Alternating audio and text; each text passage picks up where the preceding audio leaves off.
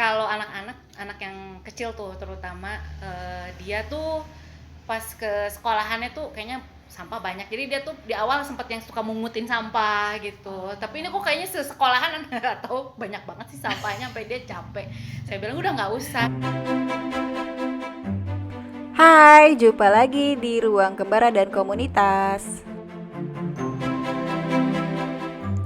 Kali ini kenalan yuk sama teman saya yang keren banget, namanya Ika Lestari Damayanti. Ibu dua anak ini selain perkasa, ia juga penuh dengan prestasi.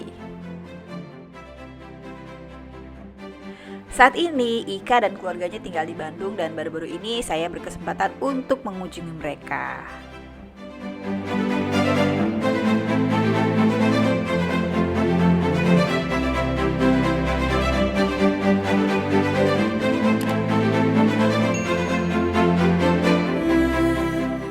Oke, halo Sobat Kembara dan Komunitas. Jumpa lagi di Ruang Kembara dan Komunitas. Kali ini saya bersama dengan sahabat saya, Jeng Ika. Nah, Jeng Ika ini sahabat saya waktu kita kuliah di UK ya. Ya. Waktu itu kita kuliah di saya kuliah di University of Birmingham dan Teh Ika di University of Warwick. University of Warwick. Tetanggaan antara Birmingham dan University of Warwick. 20 menit aja pakai kereta. Iya, 20 menit. Saya tuh kalau inget Teh Ika itu Mr. Darcy. Kalau nginget itu sih suka tersenyum-senyum sendiri ya. Oke. Petualangan di Reading Station. Nah, itu hanya kita berdua yang tahu ya, Teh. Betul. Jadi ada cerita tentang Mr. Darcy waktu kita perjalanan dari Reading ke Birmingham ya waktu itu ya. Oke. Mungkin sobat kembaran komunitas ini juga pengen tahu tentang Teh Ika. Boleh dong di sharing nih, Teh Ika ini profilnya seperti apa sih? Aduh. Jadi waktu saya ketemu sama Jeng Neni pertama kali itu saya udah jadi dosen di jurusan Bahasa Inggris di UPI, Okay. Universitas Pendidikan Indonesia, dulunya IKIP Bandung. Ya, waktu itu dapat beasiswa dari British Council, kita sama-sama dari British Council ya. Mbak Neni dapat dari Chevening. ya. Kalau saya dari Hornby Trust Scholarship. Jadi, Apa itu Hornby? Hornby ya, bukan okay. Horny. Hornby.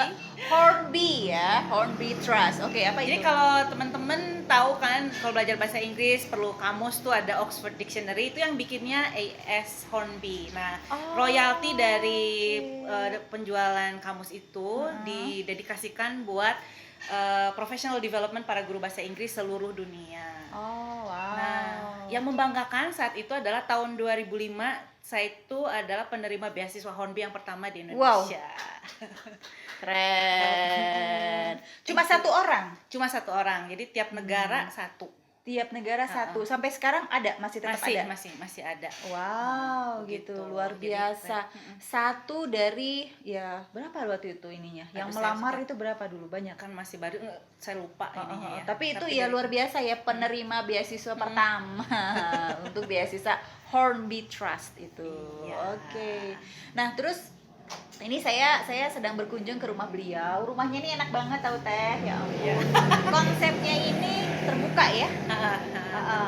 Dan tadi kita udah house tour. Konsep rumahnya ini minimalis sebenarnya, tetapi benar-benar open dan menggunakan berbagai macam buat pencahayaan sehingga seminimal mungkin ya menggunakan electricity gitu. Dan capek juga bayar listrik mulu emang. Nah, terus juga tadi saya lihat ada hidroponik ya, di belakang. Ya. Nah ini sebelum kita cerita-cerita yang ini ya Teh ya, kenapa ini bisa konsepnya itu kayaknya tuh eco banget ini, eco friendly ini, ceritain dong Teh. Karena memang kita sekeluarga gelisah banget dengan penggunaan energi yang berlebihan. Pertama kan dari segi duit juga dong ya. Karena waktu saya kuliah S3 di Australia, itu yang mau bikin saya sama anak-anak itu sadar banget bahwa penggunaan energi itu harus sehemat mungkin, karena pas di Australia bayar listrik itu bisa mahal ya, mahalnya luar biasa. Jadi kalau ada salah satu yang rusak aja, misalnya waktu itu ada mesin air kita yang rusak dan kan kalau di Indonesia dulu sih kita cuek-cuek aja gitulah, netes-netes dikit nggak apa, tapi ternyata waktu itu biaya listrik melonjak banget. Dari situ kita sangat aware gitu ya dengan penggunaan listrik. Jadi pas nyampe ke Indonesia tuh punya impian rumah yang nggak terlalu banyak menggunakan listrik, seperti itu. Itu jadi memang apa namanya ya, pengalaman berada di luar negeri yang positif itu ya, apalagi kalau di luar negeri kan mungkin uang terbatas ya Teh ya, ya karena stipendnya terbatas gitu kan, bawa anak-anak sama suami ya. Beasiswa kan buat sendiri, sementara keluarga ngikut kan, berarti mesti mikir tambahan-tambahannya dan hidup super hemat. Iya. Dan di sini berarti dengan desain yang eco-friendly tadi jadi meminimalisasi penggunaan lampu Iya, gitu betul. ya. Dan kita juga ini sebetulnya rumahnya masih rumah yang lama, hanya dirombak sana sini supaya pencahayaan lebih banyak tadi sama banyak udara. Terus kita juga banyak menggunakan barang-barang bekas dari rumah yang sebelumnya, kayak gerbang depan itu, yang gate depan tuh sebenarnya udah agak-agak reot waktu di awal, tapi kita perbaiki, tinggal tambah besi baru dikit, terus bisa deh, jadi nggak berhemat juga di situ. Ntar kalau kita lihat tadi dapur juga itu juga menggunakan papan-papan kayu yang dipakai buat ngecor, kita pakai lagi.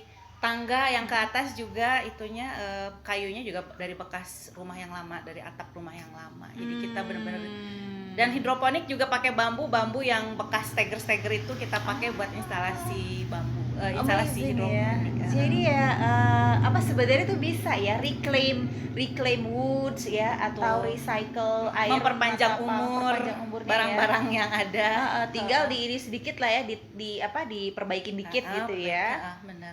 Oke, so itu benar-benar menginspirasi buat saya juga nih kayaknya, soalnya saya kayaknya udah perlu renovasi juga nih guys. Oke, nanti thank you Teh sudah menginspirasi. Teh Ika ini beliau dapat beasiswa S2 tadi di UK, terus kemudian beliau juga dapat beasiswa S3 di Australia. Kalau S3-nya biasanya dari kampusnya, jadi itu juga lumayan kompetitif juga ya.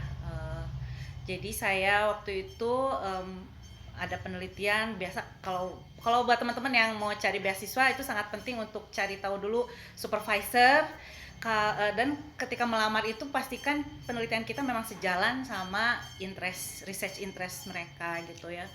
Jadi kalau memang udah klop, terus punya hubungan yang baik, nanti si supervisor mau nyariin, memperjuangkan beasiswa buat kita. Jadi waktu itu selain saya juga nyari-nyari dengan beasiswa yang mainstream, tapi kalau mainstream juga banyak kompetitornya ya gitu. Kita juga mesti pintar-pintar milih yang alternatif lain yang nggak begitu banyak diekspos. Nah, salah satunya kalau dapet beasiswa dari kampus itu, kalau ada hubungan baik dengan supervisor, biasanya supervisor akan bantu juga gitu, dan kasih tahu ada beasiswa ini dan itu, dan mungkin dia juga akan perjuangkan. Jadi salah satunya itu yang saya alami ya, bisa dapat di Wollongong itu. Wollongong University. Untuk majornya apa Teh?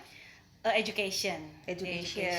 Ya. Ya, jadi itu saya baru tahu tuh Teh. Ternyata kalau untuk S3 kita perlu itu dulu ya, research dulu siapa calon supervisor kita gitu. Waktu itu menghubungi satu atau beberapa supervisor? Udah beberapa dong, banyak ya. Pasti melalui jungkir balik dulu lah, nggak sekali langsung dapet, nggak juga gitu. Jadi banyak kontak sini, terus tapi juga karena kesibukan waktu itu anak masih kecil, lupa nggak follow up, ya udah keburu hilang opportunity-nya. Tapi yang jelas sih jangan nyerah ya, sebagai emak-emak yang punya anak kecil, mesti ngurusin rumah juga, kerjaan juga, terus cari beasiswa.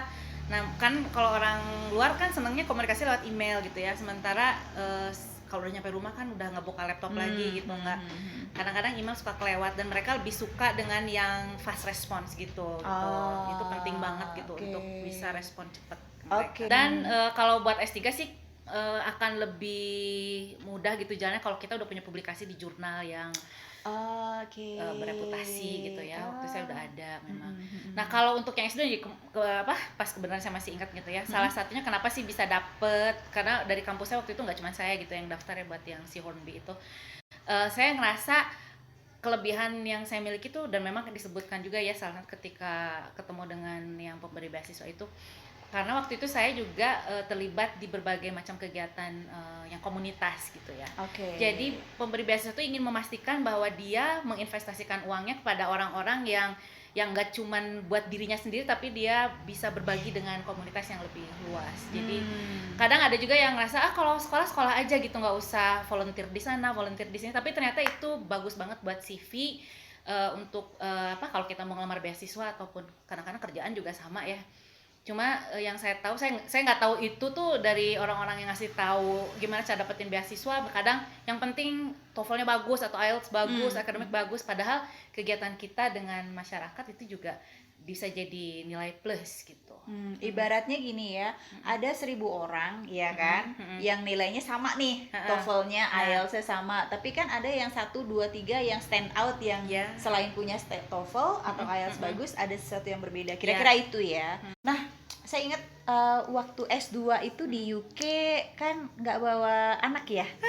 Kalau itu suaminya kan juga ditinggal juga kan gitu. Iya. Itu gimana dramanya itu, ceritain dong. Aduh ya, kalau dulu tuh saya ninggalin anak waktu umur 1,5 tahun, jadi belum sapi kan, anak pertama gitu kan, biasanya lagi seneng-senengnya tuh kan, baru punya anak kayak gitu.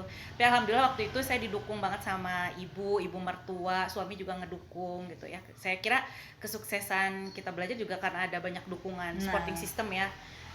Dulu ibu saya dan ibu mertua juga bilang, lah kan cuman setahun doang ya, sama kayak kita hamil juga 9 bulan, melahirkan nggak terlalu lama lah gitu sekolah kayak gitu. Jadi waktu itu saya bertekad bulat, oke, saya berangkat gitu kan. Tetapi sebetulnya berat banget, kayak orang gila kan pasti kita ngerasainnya waktu itu gitu. Kalau pas lagi weekday banyak kerjaan kuliah gitu nggak terlalu berasa. Pas weekend sepi di kampus gitu kan, di situ baru mulai kerasa. Ya, anak muda lagi hangout ya. Pada hangout, kita kan mama ya. Susah, jadi mau hangout kok gimana gitu gak ya. Pantes, gitu ya. Tinggalin anak gitu. Mana waktu itu baru selesai nyapih paksa gitu kan. Jadi kadang masih suka berasa gitu ya, suka. Jadi kadang sedihnya di situ sih gitu ya. Iya. Cuman waktu itu ibu saya juga bilang, jangan suka diinget-inget anaknya, nanti rewel yang di Bandung gitu. Jadi kan susah ya. Iyalah pasti gitu kan. Terus anaknya begitu nyampe di Indonesia ngenalin nggak? Enggak dong, nggak kenalin ini siapa gitu kan, ngapain dia ada di kamar sama bapaknya gitu kan. Berapa lama waktu itu penyesuaiannya? Si Pelangi kan ya? Pelangi, namanya Pelangi. Tapi dulu kan zamannya Skype ya, sempet. Jadi kalau suka Skypean gitu seminggu sekali. Saya beli boneka, saya tunjukin, saya storytelling sama dia lewat Skype, ada buku-buku yang saya beli. Jadi pas saya pulang tuh saya tunjukin barang-barang yang sering kita mainkan waktu itu. Jadi kadang dia masih recognize sih, kayak boneka yang saya tunjukin, buku gitu. Cuman ya tetap aja bilangnya tante. Cuman waktu itu dia bilang, tantenya jangan pergi lagi ya, jangan pulang atau apa gitu, disuruh terus ngikut. Oh, sedih banget sih dipanggil tante gitu kan. Kayaknya sama deh ya, mana ini juga.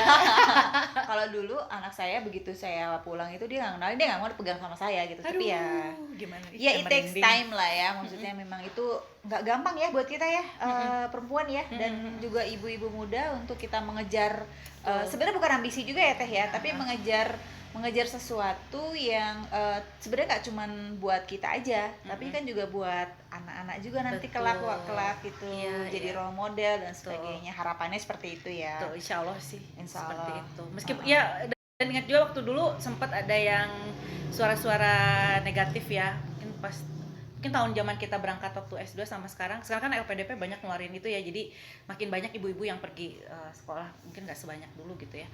Nah, ada juga yang ngomong kok kayaknya ya, ada yang menuduh lah egois banget sih lu jadi ibu gitu. Baru ada juga, meskipun sebenarnya ini bukan ambisi, nggak tahu dibilang ambisi atau enggak, cuma kayaknya kok tega banget sih sampai ninggalin anak sama suami gitu begitu lama, jauh gitu kan. Ada juga yang nada-nada negatif seperti itu, tapi ya nggak gampang. Nggak usah didengerin juga sih ya.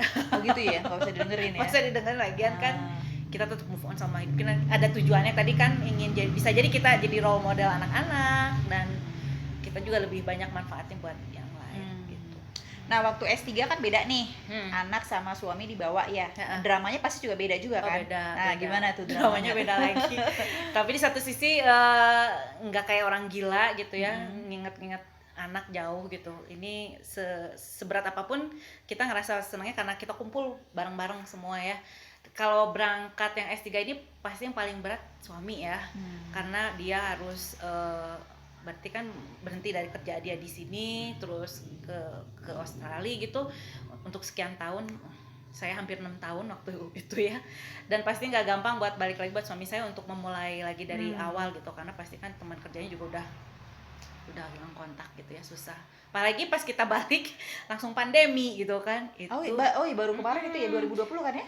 2020. Jadi dia pulang ya udah, ya untung banget gitu, jadi sebelum tutup border gitu. Jadi masih pas juga, masih alhamdulillah. Nah, gara-gara itu ya akhirnya kita coba dengan hidroponik gitu. Jadi banting setir ke situ kan, dan pindah ke sini juga. Jadi sebetulnya dramanya tapi nikmat ya, maksudnya karena kita sebagai keluarga tuh benar-benar harus solid, saling dukung satu sama lain ya, anak ya, suami sama istri semuanya, karena kita jauh dari siapa-siapa, nggak bisa bergantung sama siapa-siapa banget kan gitu. Jadi memastikan kita solid aja gitu. Jadi di sana suami harus kerja lah ya, pasti ya, karena kan tadi beasiswa cuma 1 orang, ini sebrondoyot ya, ada anak 2 sama suami juga. Dan kalau anak-anak itu sekolahnya gratis atau? Nah, gratis ya. Kalau yang S3 yang di Australia itu, kalau dia S3 ataupun dia research terus dapat beasiswa dari pemerintah Australia, itu gratis sekolah. Tapi kalau yang S3 mau dari pemerintah Australia atau enggak, tetap gratis. Kayak gitu. Jadi ya, tapi kan pada saat teteh sekolah, kuliah kan, terus anak-anak sekolah, kalau misalnya pas anak-anak itu teteh sekolah, anak-anak di rumah ya jagain? Atau ke daycare atau gimana itu? Jadi gini, kalau kan anak saya yang pertama itu Pelangi kelas 4 ya. Kelas 4 nggak terlalu ribet karena sekolah dia jam 9, pulang jam 3. Jadi saya bisa ke kampus, terus sebelum itu bisa jemput dia gitu lah ya. Nah, yang agak susah tuh ya pas bawa anak yang umur 4 tahun kan.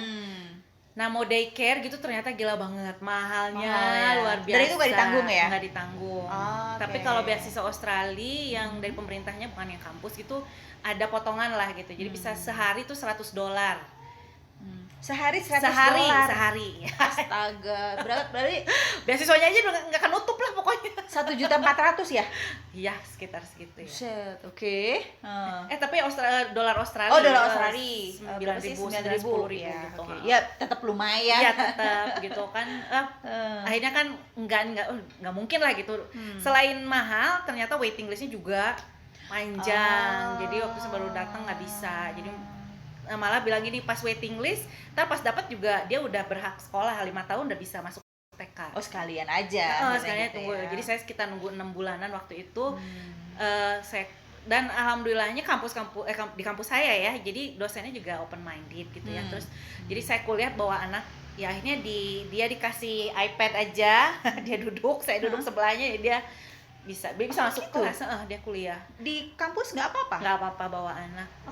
Okay. Dan alhamdulillah anak saya juga nggak rewel, nggak tantrum, dikasih tahu gitu, justru dikasih tahu ini kita lagi kuliah, jadi dia malah tahu ya suasana akademis itu kayak apa, dan dia bisa behave herself gitu at that time.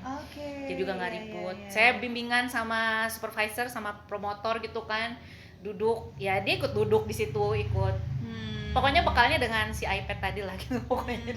Kebayang nggak ya di Indonesia boleh nggak sih kayak gitu? Di Indonesia boleh nggak kalau saya pembimbingnya saya boleh dong. Tapi di commonnya bawa anak itu boleh nggak? Bawa anak untuk bimbingan mungkin bisa, tapi kalau ke kelas kayaknya belum tahu ya, belum ada sih yang bawa ya.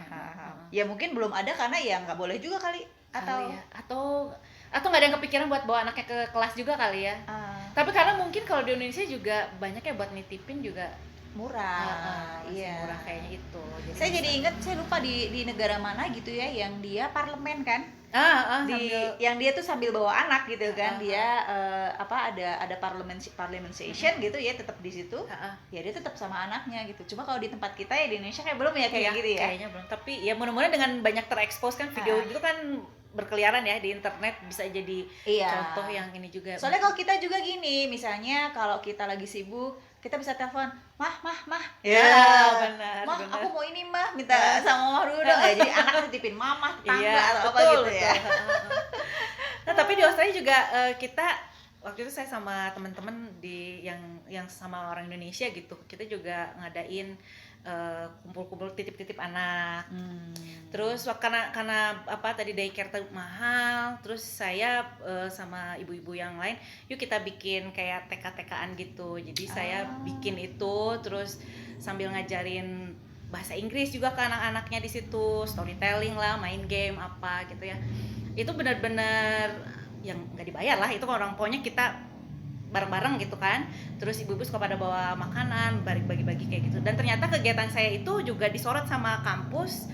Terus saya juga jadi didaftarkan ke ada ABC, itu ABC Australian Broadcast gitu. Dan saya lolos masuk jadi salah satu international student yang ya inspiring juga, dalam arti karena saya selain kuliah saya tuh melakukan kegiatan lain tadi, balik lagi berbagi sama komunitas. Iya, itu nggak bisa diem berarti Teteh tuh sebenarnya ya. Ya. Dimanapun kayaknya gitu nggak bisa tenang gitu kalau hidup. Kayaknya memang harus pengen tahu aja, kalau pergi kemana pun saya pengen tahu ada apa sih di tempat itu gitu, kayaknya harus dieksplor. Gitu. Tapi itu berarti sama komunitas Indonesia semua gitu ya? Itu banyak ya? Orang Indonesia di Wollongong banyak? Enggak begitu banyak. Enggak sebanyak di Sydney lah gitu ya. Tapi yang di Wollongong mungkin ada sekitar 100 mahasiswa, yang berkeluarga mungkin sekitar setengahnya lah gitu ya. Dari Wollongong ke Sydney berapa jam? Sejam. 1 jam. Kayak Jakarta Bogor lah ya? Kayak sekitar segitu. Oke. Pernah nggak kehabisan duit waktu di sana? Iya dong, di awal pasti pas di awal kaget karena dulu mikirin kayak beasiswa itu dari British Council kan, dapat establishment gitu, pikir ada gitu, ternyata nggak ada. Terus kalau karena dulu kan akomodasi kampus tuh aku ya waktu di Inggris, di sini di luar, dan ternyata kalau di Australia itu ada harus nyimpen deposit 4 minggu rent. Itu yang aku nggak tahu, kelimpungan banget kan di situ. Tapi untung sama komunitas Indonesia jadi ada temen yang minjemin duit lah. Tapi sempet gitu ya, sempet merasa. Karena benar-benar nggak tahu waktu itu ada. Jadi kayaknya memang kalau yang pengen sekolah keluar juga mesti cari tahu, kontak dulu orang Indonesia mungkin di sana udah ada apa aja sih yang mesti disiapin gitu. Kalau saya terlalu pede karena nganggap semua yang ngasih beasiswa akan melakukan gitu, akan ada kayak gitulah gitu. Ternyata nggak ada. Jadi tapi untungnya udah sempat kontak sama komunitas Indonesia di sana ya. Jadi ya setidaknya ada safety first gitu kan. Betul. Kalau gua kan kebayang kan mesti dari Indonesia minta dikirimin kan, pasti takes time gitu segala macam. Pastinya. Iya, ngerepotin orang Indonesia juga gitu kan. Iya, udahlah. Dari pas pertama kali ke Australia sampai bawa keluarga tuh berapa lama? 3 bulanan kayaknya. 3 bulanan ya. Dan ini ada drama lagi pas nyari kos-kosan, nyari rumah itu kan pakai ngelamar gitu kan, kayak bidding gitu. Jadi ada leasing, terus kita pengen unit yang mana, nanti mereka ada buka ya, open house gitu kayak inspeksi, terus kita datang nanti kasih lamarannya dan mereka akan lihat. Dan itu juga ternyata siapa yang berani gede-gedean buat bayar per minggu itu. Selain itu yang menyakitkan, aku tuh sampai 7 kali ditolak karena nyebutin punya 2 anak kecil. Jadi ternyata akomodasi yang sekitar kampus itu juga nggak banyak yang nerima kalau yang bawa anak, karena mungkin ingin ada ketenangan. Jadi kan mahasiswa semua gitu kan, pengen ada ketenangan seperti itu. Jadi itu juga lumayan bikin stres sih di awal itu. Udah penyesuaiannya juga butuh waktu gitu ya, terus ditambah hal-hal yang kecil-kecil kayak gitu. Tapi bisa berdampak ke nanti anak-anak nggak bisa datang gitu kan. Oke, nah tadi kan kita udah cerita serunya waktu di sana ya, di UK sama di Australia gitu. Ada nggak, ini kan anak-anak ini mereka 6 tahun tadi kan di sana kan, di Australia kan. Ada nggak kayak semacam kegagapan dari anak-anak begitu nyampe ke Indonesia lagi, terus penyesuaiannya dan lain sebagainya, drama-drama lainnya, termasuk suami gitu? Aduh, kalau suami sih karena tadi pas balik lebih tiba-tiba pandemi itu ya. Kayaknya kalau pandemi sih kayaknya yang baru balik dari Australia atau enggak juga sama pandemi semua juga kena gitu lah ya. Untungnya itu ya. Jadi semua juga. Jadi nggak terlalu shock ya. Nggak terlalu shock karena semua orang juga ngalamin hal yang sama gitu kan. Jadi PHK juga banyak. Gitu. Ya. Jadi kalau anak yang kecil tuh terutama dia tuh pas ke sekolahannya tuh kayaknya sampah banyak. Jadi dia tuh di awal sempat yang suka mungutin sampah gitu. Tapi ini kok kayaknya sekolahan nggak tahu banyak banget sih sampahnya sampai dia capek. Saya bilang udah nggak usah gitu. Cuman dia ngerasa sedih banget gitu. Jadi beberapa hari ya sempet yang dia ngambil gitu, disimpan di tasnya gitu kan. Tapi lama-lama dia juga menyerah. Udah nggak usah. It's not your fault gitu kan. Tapi dia selalu nggak habis pikir kenapa sih kok bisa sampai kayak gitu. Pengen nggak peduli banget. melempar. Itu sih sampah sih terutama yang Kalau dari sisi ini conversation, tapi si Melati bisa, Melati bisa bahasa Indonesia, Meranti bisa bahasa Indonesia. Nah, gara-gara pandemi lagi kan, jadi dia sekolah baru berapa bulan, 2 bulan sekolah terus pandemi kan nggak ada interaksi sama temennya juga, diem di rumah sama kakaknya ya. Pakai bahasa Inggris terus juga. Sampai sekarang masih kayak gitu juga. Tapi ya saya juga pakai bahasa Indonesia campur banget. Di sini ada bahasa Sunda lagi kan, jadi dia makin yang bingung gitu. Cuma kalau ini sekarang kalau saya suruh ke warung tuh di depan itu pasti adik kakak Pelangi sama Meranti itu pasti yang ludah gitu karena dia nggak malas ngomongnya. Kadang kalau beli kan pasti si warung ini kan pasti ngajak ngobrol kan. Nah mereka suka kadang bahasa Sunda lagi, bahasa Sunda, terus jawabnya apa nih gitu kan, kayaknya cuma mau beli beras misalnya 1 kilo udah gitu kan. Ini suka diajak ada panjang-panjangnya apa gitu, itu bikin stres mereka. Satu lagi nih kayaknya yang mungkin bisa dijadikan pertimbangan buat teman-teman yang pulang ke Indonesia itu adalah ketika mendaftar balik sekolah itu agak ribet. Jadi kalau yang SD, anakku yang SD kelas 4 ya, yang Meranti itu nggak ada masalah. Nah yang bermasalah ini adalah Pelangi. Jadi di Australia itu kan selesai tahun akademik itu Desember. Jadi dia tahun 2019 itu Desember itu dia selesai kelas 3 SMP-nya di sana. Kelas 3 SMP, Kan mereka nggak ngeluarin ijazah, nggak ngeluarin itu. Nggak ada. Cuman ini kayak gitu ya, lulus selesai aja gitu.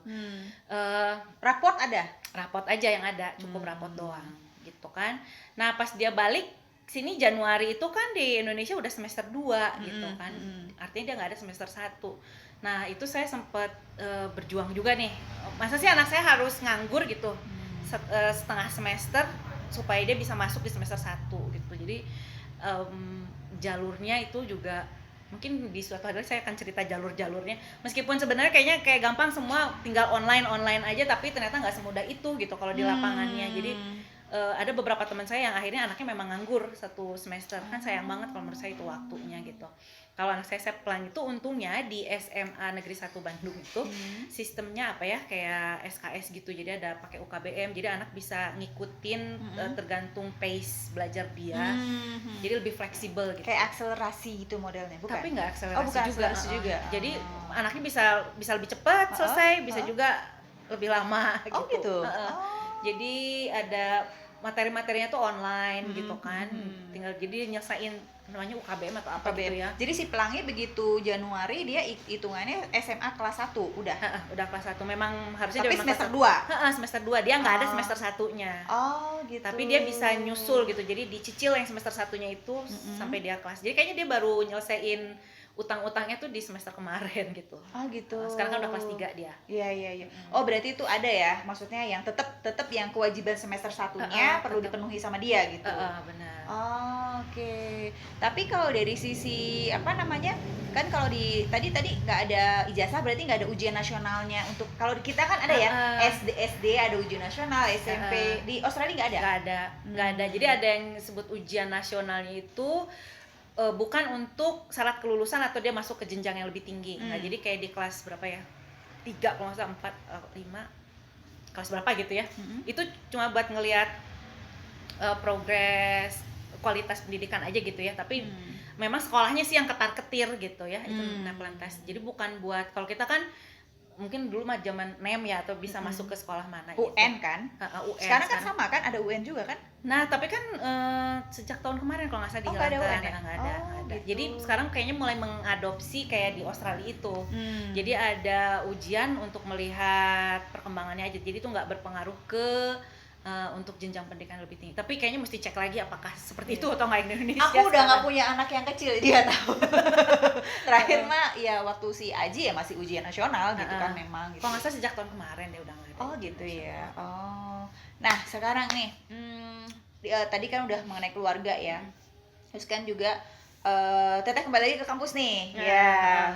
Ada ini nggak? Ada culture shock juga nggak di kampus yang mungkin ini ya, dari sisi cara berinteraksi atau dengan gaya dengan anak-anak yang diajar apa segala macam, itu gimana?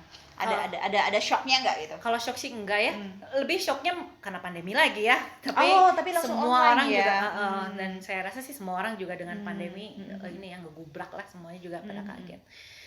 Tapi yang saya pelajari adalah ketika kita membimbing mahasiswa ya, kalau dulu aku tuh ya yang suka ya anak-anak ngikutin jadwal aku dong gitu, terus nggak mau peduli apa latar belakangnya gitu. Jangan lakukan hal seperti itu. Karena supervisor saya di sana tuh baik banget dan dia ngertiin saya punya anak-anak kecil gitu ya, terus ngebantuinnya tuh nggak hanya sekedar akademik, yang non akademiknya juga gitu. Dan saya kira itu sih yang mau saya coba lakukan, bisa lebih bersabar sama anak-anak mahasiswa di sini gitu ya. Kan kesannya suka kesannya nih anak maunya apa sih kok kayak gini gitu, tapi saya akan ngelihat apa sih di balik itu gitu, kenapa dia lama dia nggak muncul misalnya kayak gitu.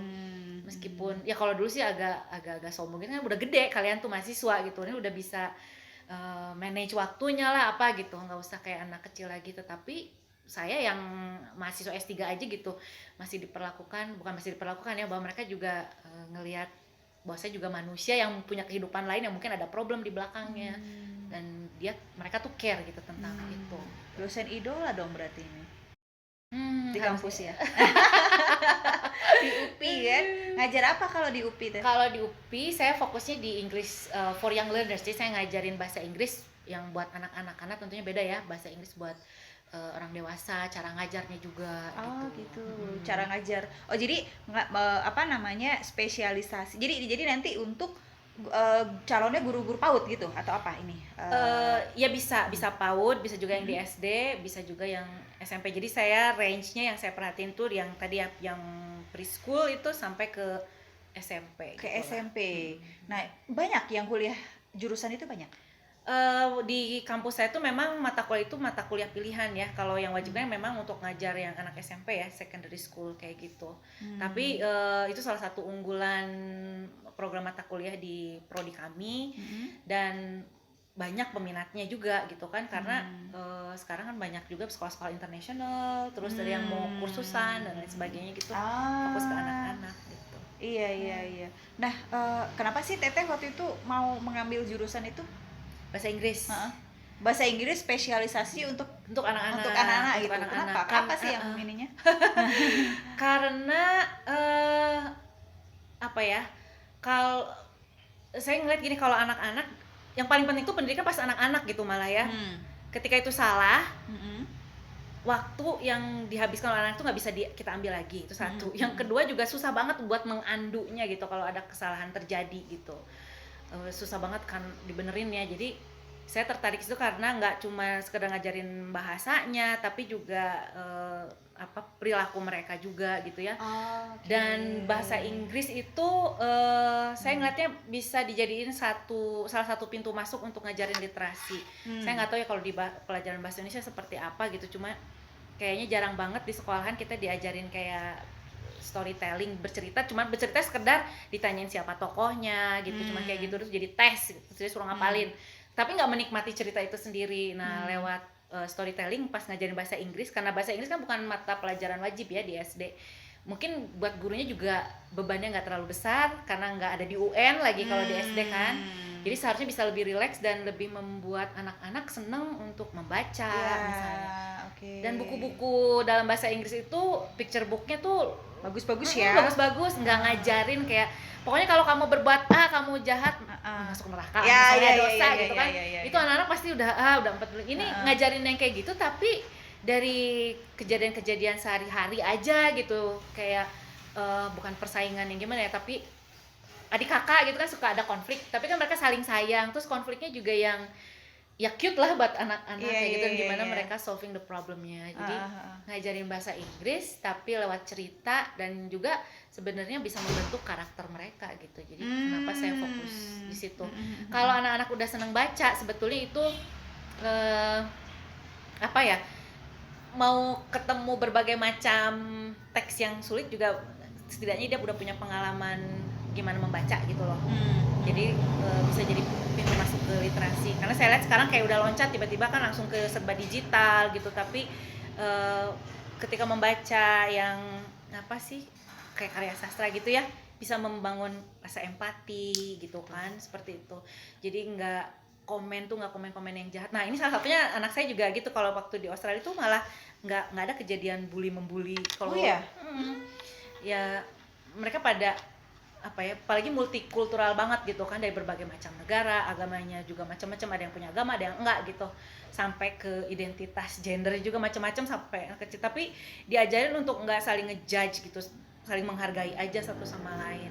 Karena agak kaget juga sih pas balik ke Indonesia, yang ya dia diajarkan dulu modal gitu ya, jadi kaget ketika ada yang nada-nadanya sangat judging gitu ya, kayak gitu. Jadi mengajari budi pekerti kepada anak, tapi dengan caranya si anak ya, bukan cara orang dewasa. Ngasih tau kalau orang dewasa kan senengnya jangan begini, do this, don't do this, ya gitu, kayak gitu lah. Jadi intinya itu ya. Nah emang itu kayaknya yang saya lihat juga lacking ya, termasuk ya misalnya kayak mohon maaf, saya kan juga orang tua ya, mungkin ya kadang-kadang kita sebagai seorang tua itu pada saat kita memberitahukan ke anak atau mungkin apa gitu, kita lebih banyak lecturing gitu kan. Pasti ya.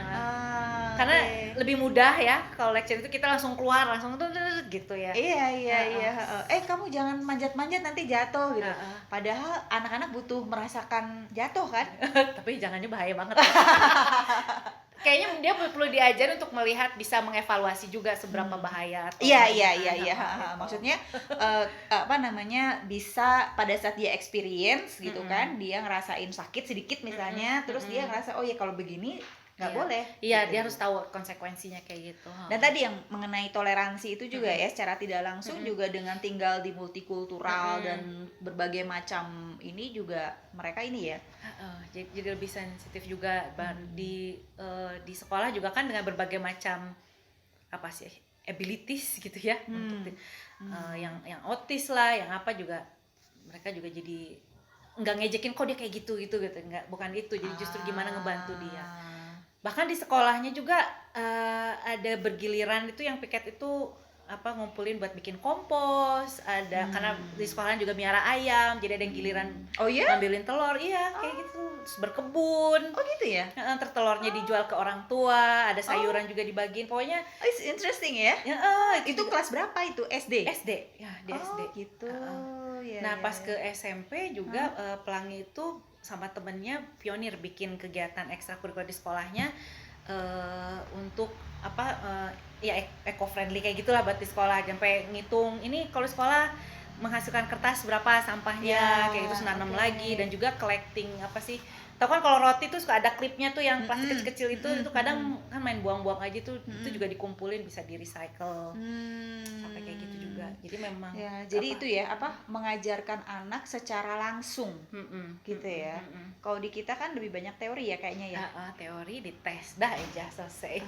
Nah itu Teteh sebagai educator tuh gelisah nggak? Sebenarnya you are in the education institutions ya. I mean apa, ngelihat di luar negeri seperti di Australia, tetangga kita seperti itu, tapi di Indonesia kenapa sih belum bisa diterapkan itu? Tapi sekarang karena saya juga tahu lah ya, terlibat juga di beberapa kegiatan bahwa pemerintah udah bergerak sih, sudah mulai bergerak, bergerak ke sana gitu, bahwa fokusnya nggak cuma main tes aja selesai di hafalan gitu kan, tapi lebih ke aplikasi gitu. Memang sedih ya ketika misalnya anak-anak tuh, anak saya gitu ya, pas mengerjakan tugas ada reading text, terus kemudian pertanyaan hanya suruh menjawab itu. Sementara ketika dia di Australia itu memang dia doing research dulu sebelum dia menulis esai dan lain sebagainya tuh, dan diajarin, nggak sekedar kamu kerjain ini contohnya ini selesai, nggak gitu, tapi ada dibimbing kayak gitu. Tapi saya lihat sih sekarang udah mulai bergerak ke sana gitu ya. Memang belum, ya namanya juga baru memulai ya, saya kira. Mudah-mudahan dia ke depan pendidikan kita lebih bagus ya. Kalau nggak salah ada program namanya sekolah penggerak atau apalah itu yang kayak gitu ya, mudah-mudahan. Sekolah penggerak kan juga apa, biar gurunya itu juga apa, lebih terbuka dan bisa ada leadershipnya juga gitu, bahwa dia di sekolah juga nggak sekedar transfer ilmu gitu kan, istilahnya kayak gitu. Masih suka kangen nggak mau pindah lagi ke mana gitu, ke UK atau ke Australia gitu? Sayanya atau anak-anak sih yang lebih banyak ininya, apalagi kalau udah lihat macet. Terus kalau kita suka pada main ke gunung nih, hiking gitu. Padahal kalau zaman dulu sih bilangnya kayak jin buang anak gitu, tempat yang udah gitu, tapi sampahnya kok banyak gitu, bekas kopi lah, bekas apa, itu yang bikin sedih banget gitu buat anak-anakku gitu, kok bisa sampai kayak gini gitu. Padahal ini kan indah banget tempatnya, tapi mungkin nggak berasa kayaknya kayak sampah kecil gitu ya, pasti kalau kumpulin banyak jadinya. Betul. Kan ya. Apa yang menurut Teteh tuh yang kurang ya kita? Ya itu kayaknya dari pendidikan dininya itu ya. Pendidikan dini di sekolah. Kayaknya nggak hanya di sekolah, di madrasah itu juga kayaknya perlu ditekankan pentingnya menjaga kebersihan. Jadi bukan hanya slogan aja gitu ya, kebersihan sebagian dari iman, tapi benar-benar ada contoh juga. Kadang-kadang orang tuanya juga sih yang ngasih contoh. Mobilnya nggak mau kotor kali ya, buang sampah itu buang tisu keluar kayak gitu. Kalau di sekolah tuh dulu diajarin juga kan, kalau misalnya ada sampah ya masuk ke kantongnya dia, di tas dia. Itu diajarin. Maksudnya secara berulang-ulang gitu. Iya, secara berulang-ulang, secara eksplisit. Dan ketika ada kamar mandinya tuh berantakan, tuh kan ada tisu yang berantakan, namanya anak cowok gitu. Itu anak-anak tuh pas pagi itu ada dikumpulin dan gurunya nyeritain, ini ada kayak gini loh kamar mandi. Emang kamu nyaman kalau kamar mandinya kayak gini gitu. Jadi sambil diceramahin, sambil diajak refleksi juga dan dikasih tahu. Dan mereka nggak lelah untuk ngingetin itu terus gitu. Sehingga anak-anak jadi tahu bahwa standar kebersihan itu seperti apa dan gimana cara buang sampahnya. Terus sampai sekarang anak-anak juga tahu kalau misalnya kulit jeruk tuh jangan dimasukin ke tong yang kompos gitu, karena itu bisa matiin bakterinya. Sampai ke gitunya gitu. Dan itu bukan pelajaran. Saya juga baru tahu loh. Iya, saya juga tahu. Pas saya mau buang kan ceritanya kompos-komposan nih di rumah. Anakku yang merantau kulit jeruk nggak boleh? Jangan, katanya kulit jeruk kan ntar dia ngebunuh bakterinya gitu. Oke, pelajaran baru nih dari Meranti. Terima kasih ya Meranti. Gitu. Itu kan bukan bagian dari mata pelajaran, tapi memang sehari-hari, karena tadi anak-anak ngurusin kompos, ada gilirannya. Terus ya tadi ngurusin ayam dan lain sebagainya. Giliran, berarti mereka diajari juga responsibility ya? Tuh, and teamwork juga. Teamwork juga ya. Ya maksudnya itu di negara maju bisa seperti itu ya. Kita bisa nggak sih Teh? Bisa dong, bisa banget. Kenapa kita belum? Karena mungkin belum banyak yang menyuarakan ini. Mungkin salah satu dari YouTube ini juga mudah-mudahan ya. Bisa sekalian menyebarkan informasi bahwa ini bisa banget. Karena kan kayak kebersihan kayak gitu sih bisa sambil jalan aja, nggak harus bagian dari mata pelajaran. Justru kalau jadiin mata pelajaran malah nggak ini ya. Jadi teori akhirnya ya. Nah gitu juga kayak anakku yang ngomongin masalah olahraga aja. Kenapa sih pelajaran olahraga aku harus tes tentang gerak lokomotif atau apa itu tuh? Kenapa, why don't we just do it gitu? Karena kalau waktu dia sekolah di sana kan olahraganya ya langsung beneran gitu, bergerak olahraga. Di sini kan enggak, sambil cuma duduk doang nonton videonya aja gitu kayak gitu. Jadi terus ada pertanyaannya gitu loh. Gitu. Lebar lapangan sepak bola berapa? Buat apa deh? Buat apa juga gitu. Yang penting bisa mainnya gitu kan. Aku ingat soalnya dulu waktu olahraga ya di SMP, SMA itu kan kita tesnya gitu kan. Iya, susah banget gitu kan. Juri ini ada berapa, ada apa saja di juri, wasit di lapangan bola. Terang gitu kan. Dan kitanya jadi nggak fit, nggak bugar karena diem aja gitu. Gitu ya. Ya itu memang ya mudah-mudahan ya sesuatu itu kan perlu untuk kita membuat orang lain sadar dan diri kita sadar itu kita memang perlu melakukannya berulang-ulang kan. Betul. Perlu membicarakannya berulang-ulang gitu ya. Dan semua ikut bergerak, nggak cuma yang di sekolah, orang tuanya juga. Orang tua juga penting tuh. Kita sebagai memang mungkin ya kita khususnya generasi kita ya Teh ya, mungkin kita juga nggak terlalu banyak mendapatkan itu ya dari orang tua kita gitu kan, mungkin gitu kan ya. Tapi sekarang kan kita sudah lebih educated, kita sudah lebih paham mengenai isu lingkungan dan sebagainya gitu kan. Kita juga sudah expose internationally gitu kan. Jadi ya waktunya buat kita ya yang meneruskan kepada anak cucu kita nanti untuk supaya mereka lebih baik kira-kira gitu ya. Jadi nggak cuman sekedar pergi ke luar negeri tapi cuman bawa foto-foto yang happy-happy aja, tapi nggak ada value-value yang baik yang kita bawa pulang gitu. Justru value yang baik kita bawa pulang, kita kerjakan, kita ajak juga ya yang sekitaran kita yang dekat-dekat aja dulu, bisa dimulai. Just start with small things. Jangan di sana mau ngantri, begitu di sini salak-salak gitu kan. Nah, itu juga kan annoying banget ya gitu kan. Di sana kita bisa tertib, begitu balik ke sini gitu. Oke nih, tadi kan kita udah cerita tentang pengalaman waktu kuliah, terus apa ya, cita-cita udah S2, S3 udah kesampaian nih gitu kan. Terus juga cita-cita membawa anak-anak ke Australia supaya mereka bisa ada expose juga sudah tercapai gitu ya. Apalagi nih yang menjadi mimpi yang mungkin pengen dilakukan ke depan? Mimpinya sebetulnya masih pengen, tapi memang pandemi ini mengubah segalanya ya. Tapi saya tetap pengen masih punya sekolahan yang buat anak-anak yang ya yang kurang beruntung untuk bisa sekolah. Dan apa ya, saya ingin expose mereka ke tadi ya ke literasi dulu, karena saya sangat percaya bahwa literasi itu langkah awal gitu supaya bisa mereka mau kemana-mana dan bisa lebih berhati-hati, lebih bijak dengan apapun potensi yang mereka miliki. Dan di situ saya juga pengen, selain fokus ke anak-anak juga saya fokusnya ke guru-guru gitu. Jadi ingin bisa ngasih punya program atau bisa kasih pelatihan yang bisa diakses sama guru-guru, dan gimana ngajarin tuh nggak sekedar mengajarkan materi atau apa yang diamanatkan di kurikulum aja gitu ya, tetapi tadi yang juga membentuk karakter dan juga kompetensi si anak juga terpenuhi dari segi akademiknya, tapi juga perilakunya juga bisa dikembangkan dengan baik gitu. Mungkin udah banyak juga orang yang melakukan itu ya, tapi saya ingin menembaknya dari penggunaan bahasa asing, karena bagaimanapun bahasa Inggris kan masih diperlukan ya. Meskipun sekarang udah banyak banget anak-anak kecil udah bisa bahasa Inggris tuh, karena dari main game, dari YouTube gitu ya. Itu udah bagus, langkah yang bagus, dan mimpi saya adalah membantu mereka untuk bisa akses bahasa Inggris yang lebih akademis gitu.